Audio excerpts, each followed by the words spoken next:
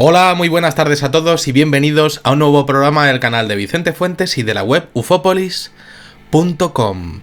¿Sabíais que Isaac Newton, el gran científico que descubrió la ley de la gravitación universal, era un excelente observador de la naturaleza y era considerado el último mago de la historia, uno que conservaba los últimos misterios de las culturas desaparecidas de la humanidad?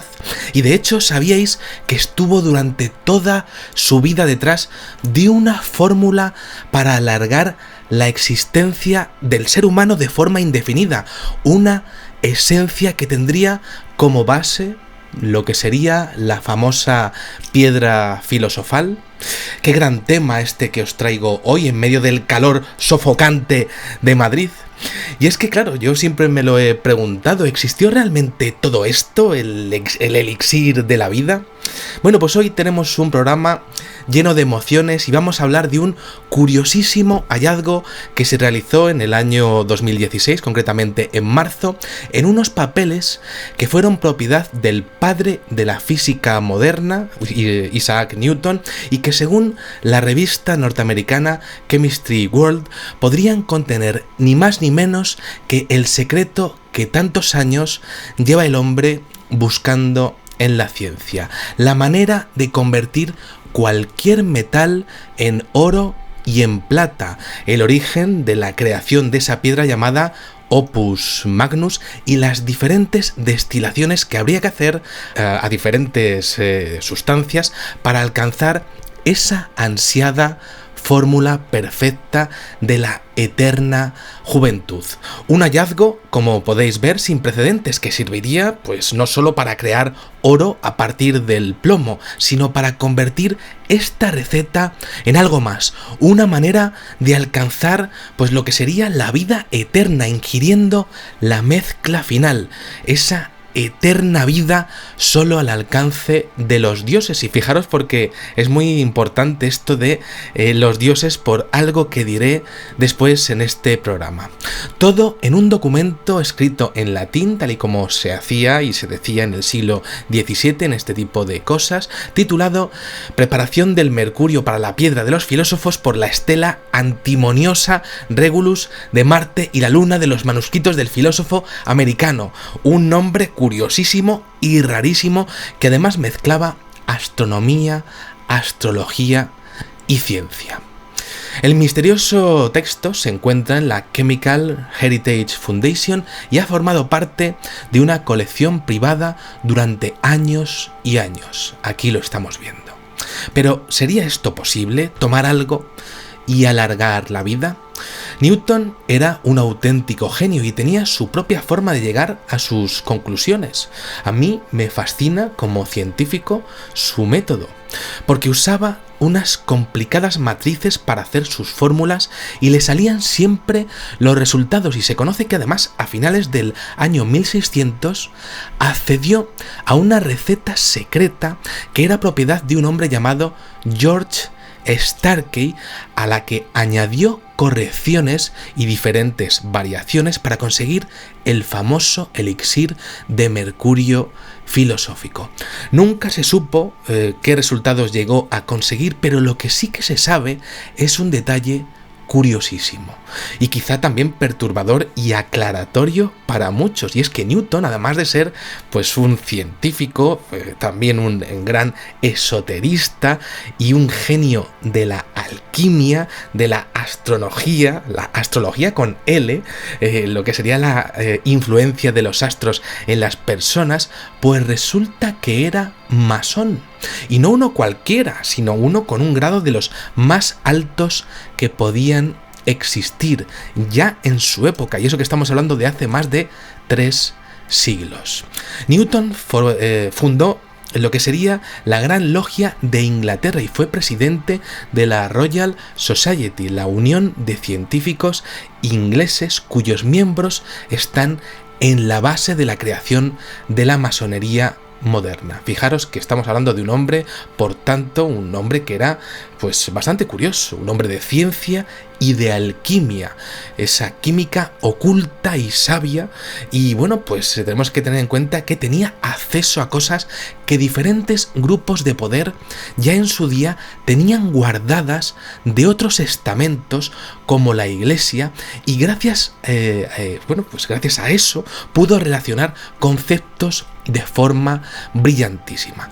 Escribió sobre temas teológicos, científicos, esotéricos, filosóficos y cabalísticos, pero la búsqueda de la piedra filosofal fue su gran obsesión, más allá de su ley de la gravitación universal. Le carcomía tremendamente el hecho de saber que existía eso y de que él no pudiera hallarla con toda la química que sabía.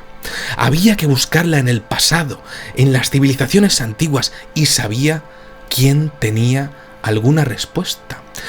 Esa respuesta estaba en esos grupos, en esos manuscritos que manejaban los Rosacruces de aquel tiempo, que dieron paso a los Illuminati de hoy en día.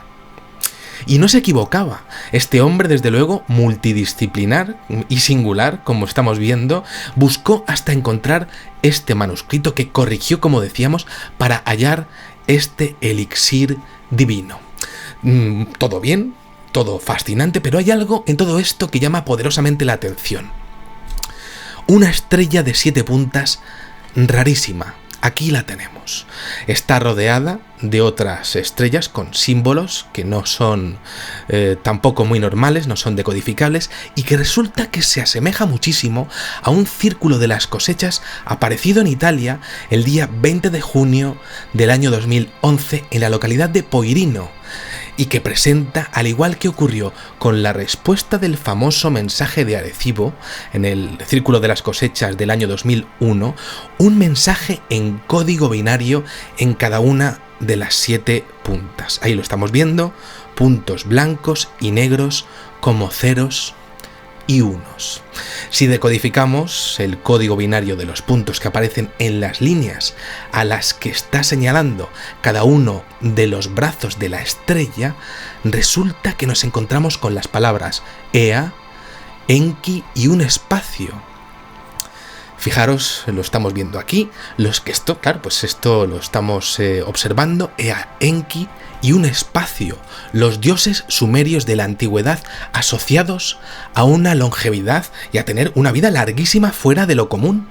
Incluso la representación de la antigua Babilonia es una estrella de 7 puntas para que quede más clara la relación. Ahí lo tenemos, Babilonia con 7 puntas y esta estrella, la estrella del Círculo de las Cosechas. Asombroso básicamente porque la inteligencia que estaría detrás de los círculos de las cosechas estaría apuntando directamente a ese elixir de la vida que se habría perdido en el tiempo, cuya fórmula, o mejor dicho, parte de ella, habría caído finalmente en manos de Newton y cuyos máximos exponentes o reyes de la era en la que se utilizó para vivir mucho más de lo normal fueron los reyes dioses Ea y Enki en la era de los dioses sumerios.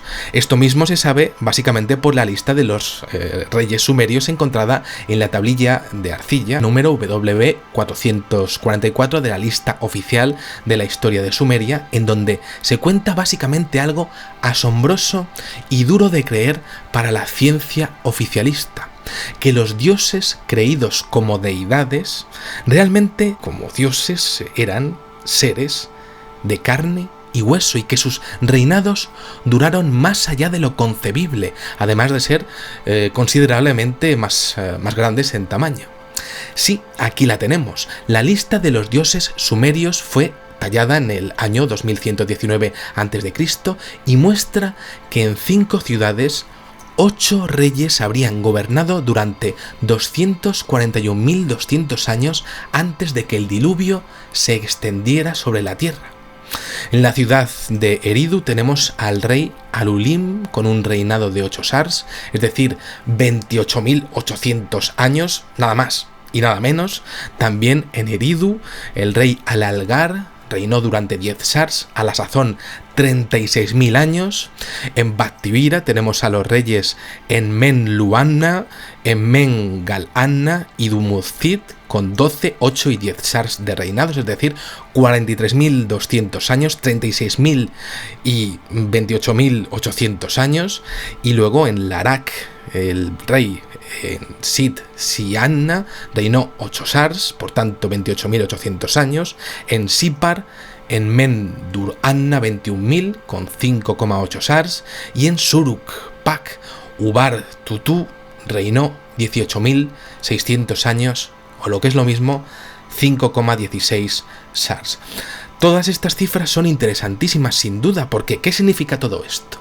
Tenemos un manuscrito de Newton con un elixir de la vida, siendo Newton heredero por muchísimos lados de lo último que habría quedado de las últimas culturas de la Tierra. Un manuscrito que presenta una estrella de 7 lados. Una estrella de 7 lados con 7 puntas, de un círculo de las cosechas, con un mensaje inteligentísimo de una cultura que trataría de hacernos ver que efectivamente en la época sumeria se usaba ese elixir de la vida en base a lo conocido en la época de Ea y Enki en la antigua Babilonia. Y como decía, los siguientes gobernantes casan perfectamente ya por menor edad y por el tiempo en el que ocurrieron esos reinados con los gobernantes que aparecen en la Biblia, eso sí, con reinados cada vez más pequeños, como si ese poder fuera o se hubiese ido perdiendo con el tiempo. Incluso uno de los personajes protagonistas de estas listas se llama B-Adam, lo que en muchos círculos de investigadores ha sido interpretado e identificado como la figura bíblica de Adán. Es, como vemos, asombroso ver cómo los dioses poco a poco van perdiendo esas grandes eras de reinado, pero pregunta, ¿por qué están mezcladas con las de los hombres?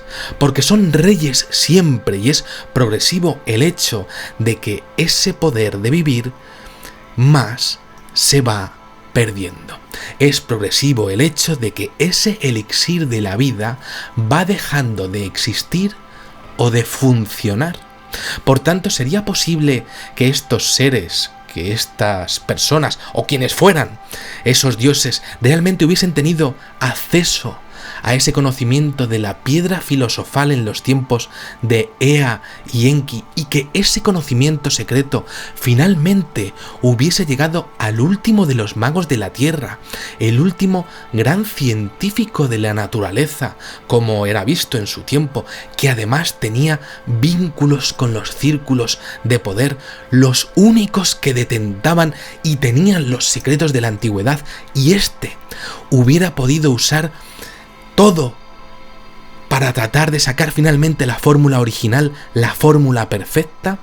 Sí, sin duda, y de hecho sería posible que esa estrella de 7 puntas fuera una señal, efectivamente tal y como apunta Newton en su gran esquema, y la inteligencia que está detrás de los círculos de las cosechas estuviese de alguna manera mandando un mensaje a la humanidad de que alguien detenta incluso aún hoy unos conocimientos que están al alcance de muy pocos, y que además de heredar la gran ciencia de lo que algunos denominarían hoy la Atlántida por el tiempo del que estamos hablando en la Tierra, 450.000 años de la llegada de los Anunnaki según diferentes autores, ¿sería posible que esa estrella de 7 puntas fuera una clave, una señal, un símbolo que significase un poder solo al alcance de una realeza, los Illuminati, en este mundo? Un punto sutil marcado en el trigo, un diseño sutil marcado en el trigo, apuntando también al elixir de la vida, a la época en donde se utilizó el elixir de la vida, contra estos Illuminati que habrían heredado todo esto, mostrando de nuevo que ellos manejan efectivamente una ciencia que nosotros no llegamos a alcanzar, igual que los dioses a los que adoran, pues sí, que están ahí en sus que están ahí en sus ceremonias paganas. Por eso celebran ellos en sus ceremonias paganas esos cultos a esas deidades.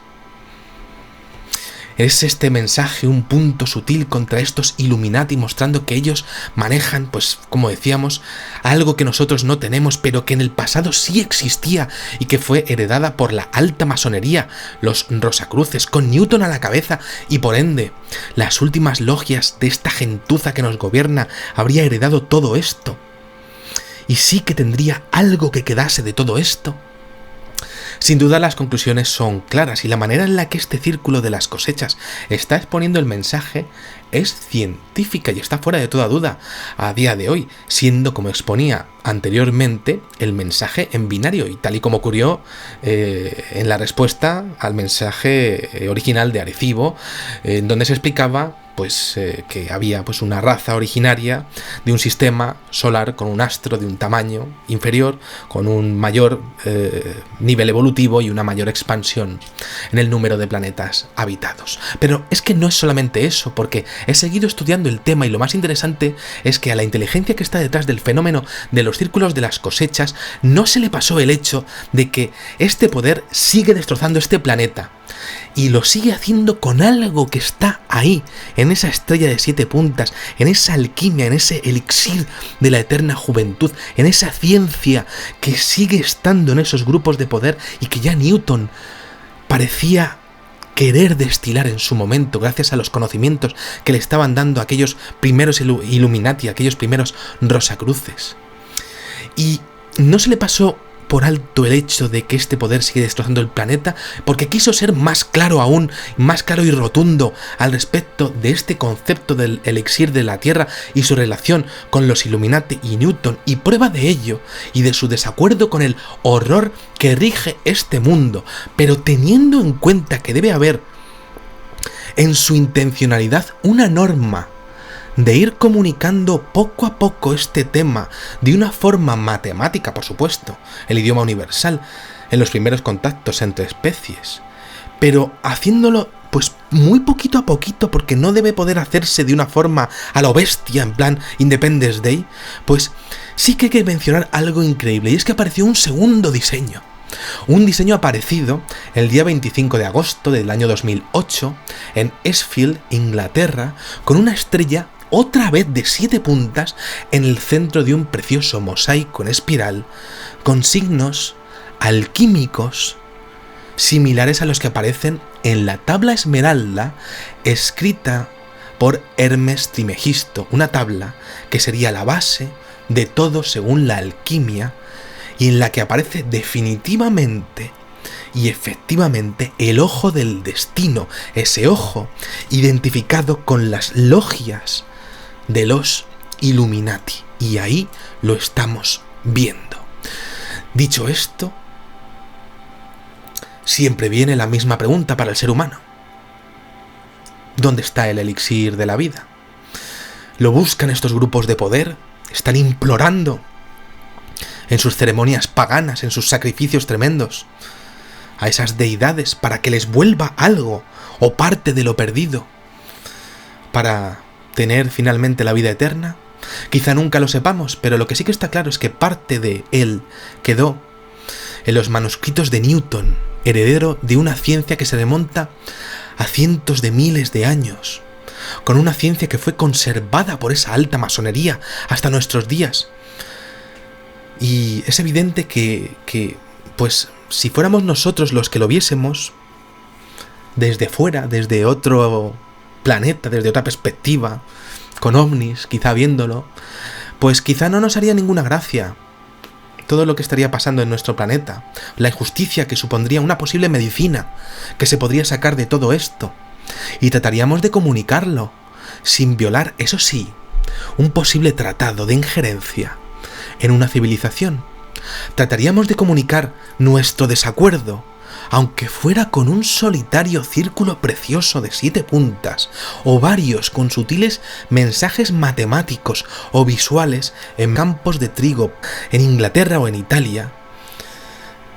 Diseños preciosos, esta vez en el campo bueno, en campos de trigo en Poirino, ¿no? En ese país que es una bota desde el espacio, pues lo trataríamos de exponer de esa manera. Quizá pueden hacer estas inteligencias algo más, pero visto lo visto, quizá haya alguien que no les deje hacerlo. Y esto es algo que es interesantísimo, perturbador, fascinante y que quizá sea la clave de todo esto. He intentado hacer este videoprograma como bien he podido, he intentado relacionar todos los conceptos que me parecen muy evidentes, que están ahí y que nadie saca y que son pues algo que está ocurriendo en el mundo. Pero bueno, pues nada, pues bueno, yo bueno, lo he intentado hacer a mi manera y bueno, yo espero que os haya gustado muchísimo. Y nada, bueno, pues os espero en el siguiente. Aquí me estoy tostando ahora mismo de calor. Está haciendo una auténtica ola de calor impresionante. Parece que alguien ha abierto una de las puertas del infierno aquí en Madrid y la verdad es que nos estamos tostando. Así que bueno, pues nada, espero que estéis ahí bien en casa, que hayáis disfrutado muchísimo del videoprograma y os espero en el siguiente. Muchísimas gracias y como digo siempre, salud y suerte. Adiós.